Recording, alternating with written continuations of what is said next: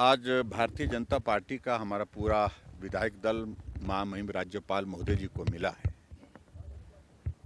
और मिलकर के हमने अपनी बात उनके समक्ष रखी है कि जिस प्रकार से विधायक इंस्टीट्यूशन को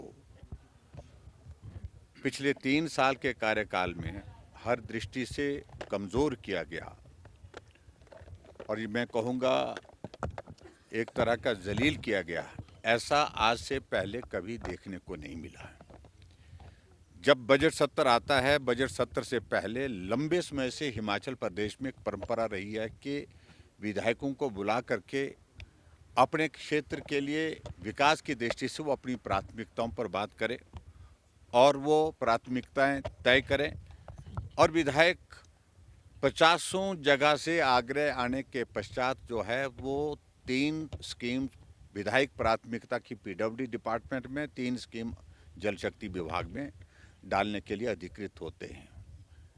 हम पिछले 3 वर्षों से विधायक प्राथमिकता में अपनी प्राथमिकताएं दर्शाते हुए लोगों के बीच में बताते हैं कि हमने ये स्कीम्स आपके इस क्षेत्र की सड़क की है, चाहे पुल है, चाहे वो पानी की स्कीम है, वो हमने विधायक प्राथमिकता में डाल दी। लोग उम्मीद करते हैं कि हमने जो डाला है, जो प्राथमिकता में जो डाला है, उसको बजट आएगा। लेकिन 3 साल के कार्यकाल में विपक्ष के विधायकों की ओर से दी हुई प्राथमिकताओं पर जो डीपीआर बनने का काम था वो पूर्ण रूप से बंद किया हुआ है। उसमें कोई डीपीआर नहीं बनाई जा रही है। अगर कहीं डीपीआर बनी भी तो नाबार्ड की स्वीकृति के लिए उसको भेजा ही नहीं गया। अगर कहीं गलती से चले भी गई तो उन स्कीमों को जो है वहीं पर रोक करके जो है वापिस ले करके जो है वो उस पर पैसा नहीं दिया जा रहा है। यानी कि पिछले 3 वर्ष के कार्यकाल में विपक्ष के विधायकों के क्षेत्र में जो विधायक प्राथमिकता उन्हें डाली है उस पर कोई भी काम नहीं हुआ। अगर कोई स्कीम अगर नाबार्ड की सैंक्शन हुई भी है, वो स्कीम है वो जो पहले डाली गई थी, पहले डालने के बाद उनकी स्वीकृति प्रदान हुई है। एक तो ये बात हमने कही कि ये उचित नहीं है। दूसरा विषय कि हिमाचल प्रदेश में आपदा के इस लंबे दौर से 2023 में, 24 में भी थोड़ी बहुत हुई और 25 में बहुत ज़्यादा आपदा का आना हुआ, जिसके कारण जान माल की क्षति हुई है। विधायकों को विधायक निधि मिलती है अपने क्षेत्र के विकास के लिए, 2 करोड़ 10 लाख रुपए मिलता है।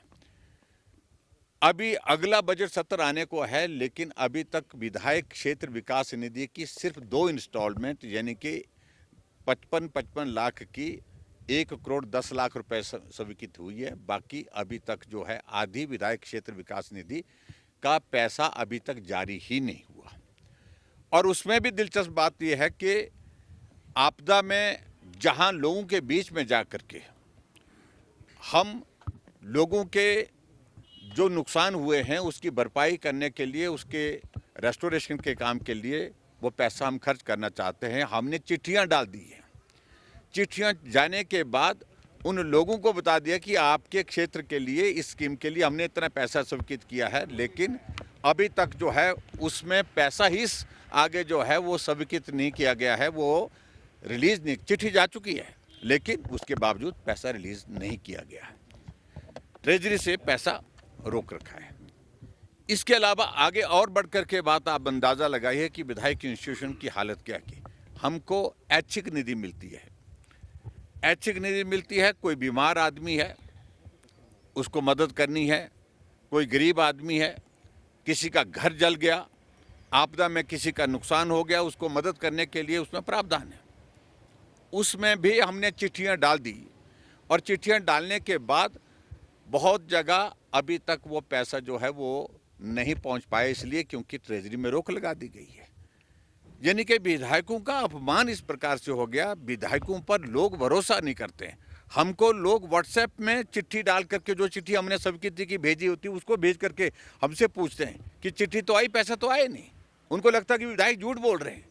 तो विधायक इंस्टीट्यूशन जो है पूरा का पूरा इस सारी चीज़ को लेकर के चिंतित है कि हमारी क्रेडिबिलिटी पर एक बहुत बड़ा प्रश्न खड़ा हो गया, क्योंकि हम एक चुने हुए प्रतिनिधि के नाते जो काम करना चाहते हैं उस काम को करने की स्थिति में हो नहीं पा रहे क्योंकि सरकार उसमें पैसा रिलीज नहीं कर रही है। तो आज हमने इन सारे मुद्दों को लेकर के अपनी बात कही।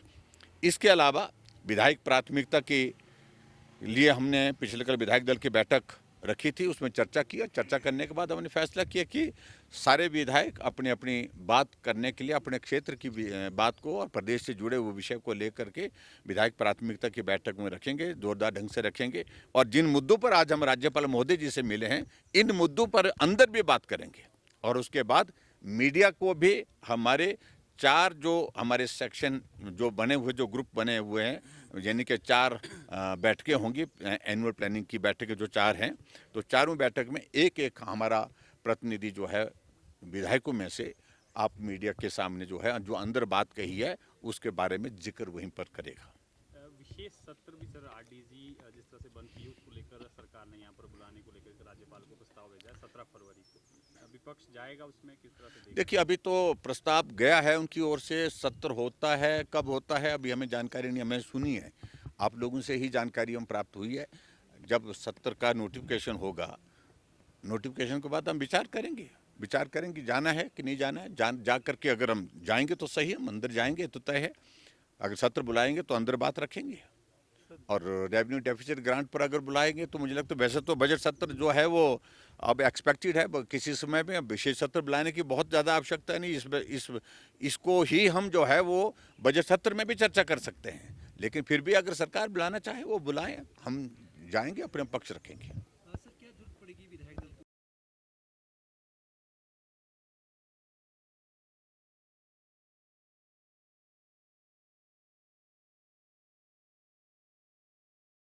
को?